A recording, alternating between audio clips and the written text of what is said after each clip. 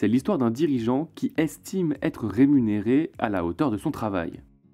Au cours d'un contrôle, l'administration fiscale refuse qu'une partie de la rémunération d'un gérant soit déduite du résultat imposable de son entreprise.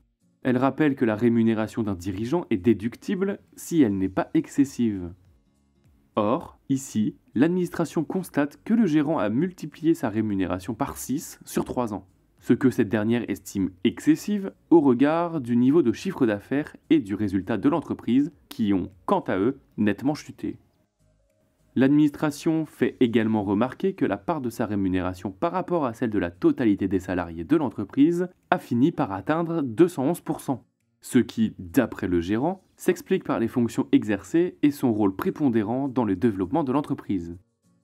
Le juge donne raison à l'administration et relève qu'il n'existe aucun lien entre la progression de la rémunération du dirigeant et celle du chiffre d'affaires réalisé par l'entreprise ou de ses bénéfices. Le redressement est donc validé.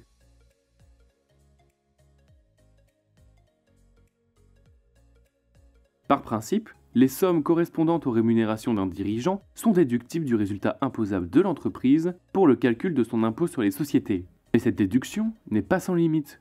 Une rémunération sera déductible sur le plan fiscal si elle n'est pas excessive.